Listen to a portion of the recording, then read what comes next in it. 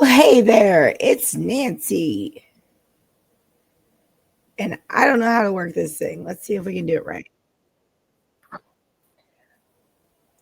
Welcome to the Nancy News Show.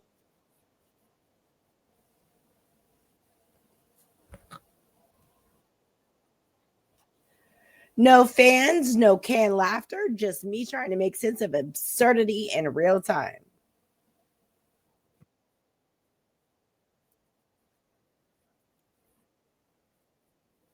Tonight, Jimmy Kimmel's emotional return monologue and the fallout Donald Trump at the UN with sabotage claims, some emerging internet politics changing the game.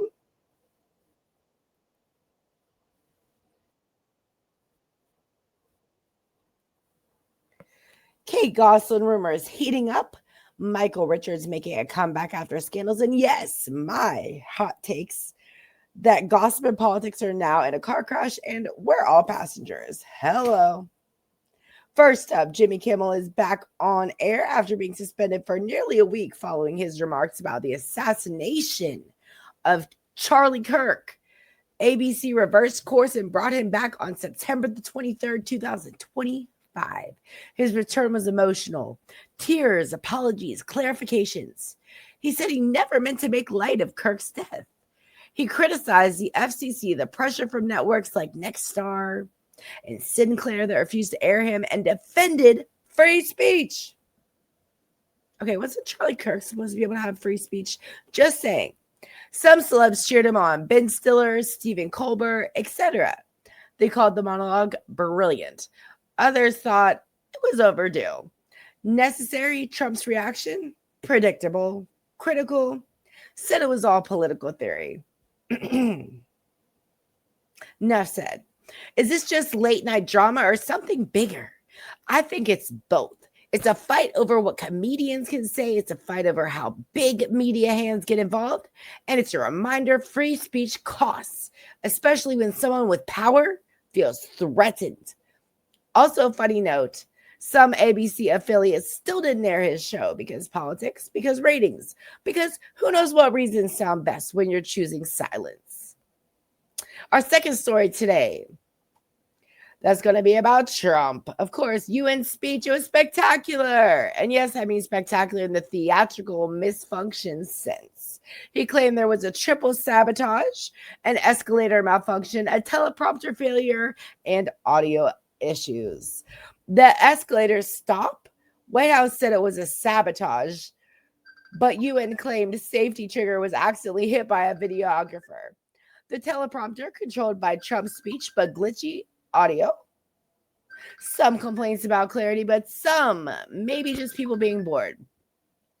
Trump also used the platform to slam climate change initiatives as globalist hoaxes, to accuse some Western natives of failing, to decry illegal immigration funding, and to say countries are going to hell. Dramatic rhetoric plus technical snaffus equals comedy gold, if your gold is a bit rusty. Reaction mixed. Allies said he spoke bluntly. Critics said it was disorganized, hypocritical, and over the top. Some media outlets couldn't decide if they were watching performance art or international diplomacy. Here's me. Speeches at the UN are usually exhausting enough without escalators exhilaratingly betraying you. And when stuff goes wrong, it becomes part of the message, which, whether it's planned or not. Now, something lighter but sneaky important. A Wired article profiles the 22 very online upstarts changing the face of politics. These are people who didn't come through the usual political pipeline: TikTokers, Instagram activists, internet influencers. Some are progressivists, some MAGA aligned, some are intellectuals, some are chaos, but they all use the internet as a stage. As their stage. Names like Deja Fox, Chi Osi, Manny Rutinelli, and Natalie Winters, Anna Paulina Luna, people who are mixed memes, live streams, outrage, personal story, political messaging. Wired. What's interesting, these folks often get faster feedback than Congress. They can test ideas, fail, adjust, and their audiences care more about authenticity or the appearance of it than policy wonkery. That means you get people that are good at sound bites, visuals, slogans, and politics starting to look more like marketing. Celebrity tweets, influencer branding, personal stories also mean scandals or slip ups. They spread fast. One misstep, one old tweet, one audio clip taken out of context, viral. But also one good post or one live stream can build a base. We're seeing the future where politics and celebrity are already tangled and where loyalty may shift faster or might shift faster than voter registration. Let's switch to pure celebrity gossip with political tint. Kate Gosselin and People.com. Rumors have resurfaced that she's dating her longtime bodyguard, Steve Neild, someone she'd denied having an affair with back during her divorce from John Gosselin. Now her ex-husband and son are speaking up. John said he'd long suspected something. Her son Colin makes claims about inappropriate behavior during family trips. This is also in People.com. Kate said she's been in a happy private for over a year with someone she's known a long time, but she keeps his identity mostly private. What's funny, awkward, once you're famous from a reality show, rumors follow you forever. Also, bodyguards or love interests, it's a sitcom setup, but it's real, and the family drama gets very messy. But there's something more. In celebrity family dynamics, private hurt makes public entertainment. Ex-spouses, kids, image, reputation, all part of the package. Also worth noting, when you go back into the headlines, it's usually for scandal or rumor, not for quiet good. So private life becomes overhead.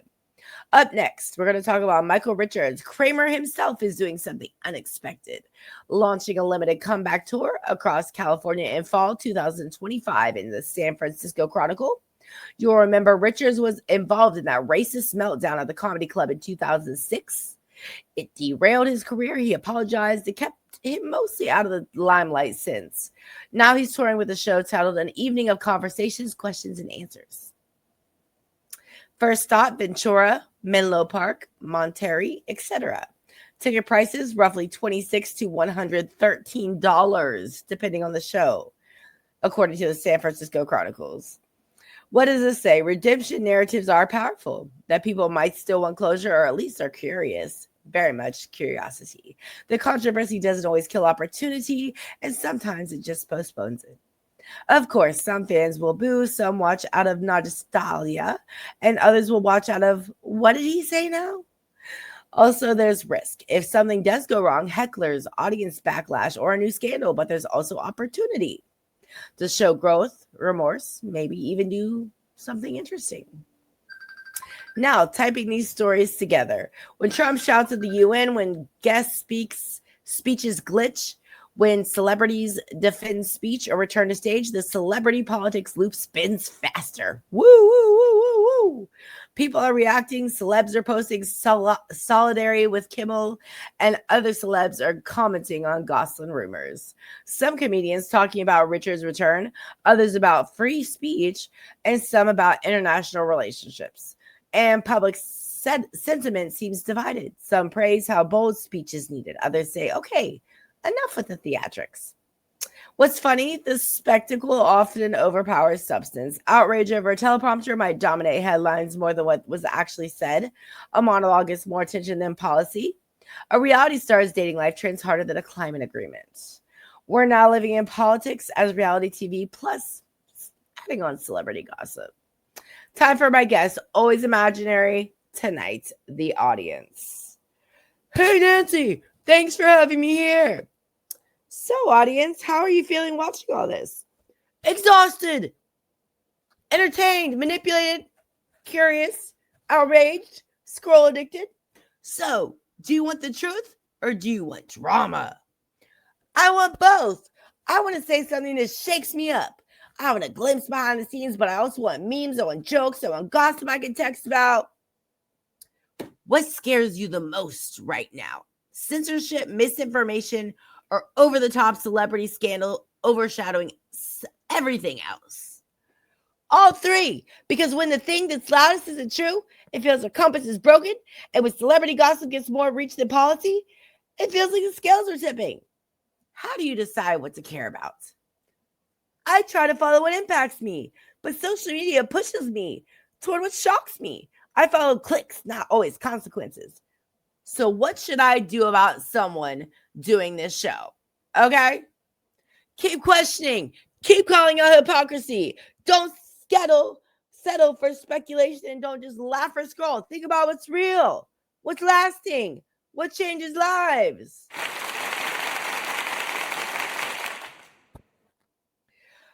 Okay. Whew.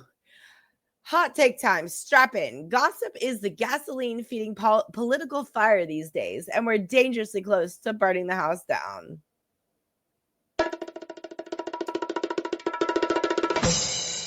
Let me explain. We have Kimmel gets suspended, returns with tears. Trump's UN speech interrupted by technical faults. Escalators, blame. Rising internet politicians who master the feed. Celebrity dating bodyguards. Michael Richards trying to come back. All of it is entertainment, but it also feeds politician polarization. We treat gossip like truth sometimes. We treat sound, image, and reaction as evidence. There we go. Thank you. Oh, and then we act on it. Tweet outrage, rally support, boycott shows, vote based on headlines. Thank you. Okay. A little late. People, the problem is who are allowed when attention. Those who are allowed when attention, and people who are substantial often get muted or ignored or assassinated. People who master scandal get power. People who master policy get press release. So here's my challenge to you this week. Pick one gossip headline, one celebrity thing, and trace what happened after people reacted. What followed? Did policy shift? Did someone apologize? Did anything change? Because if reaction doesn't lead to change, it may just be noise. If I get canceled for this take, I hope it's because I made you think harder, but not because I offended someone.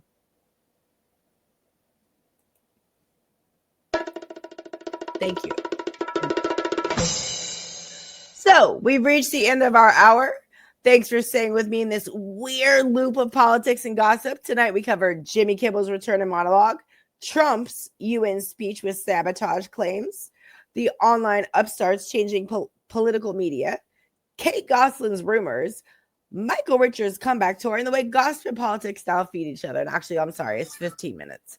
Next time, I plan to talk about celebrity endorsements in Senate races. So stay tuned. A trending scandal from Hollywood that nobody's covered yet. AI deepfakes and political speeches, and maybe even an episode about why award shows seem more political than ever. I'm Nancy. This was Nancy News. Stay skeptical, stay amused, stay angry enough to care, but smart enough not to burn everything. Thank you.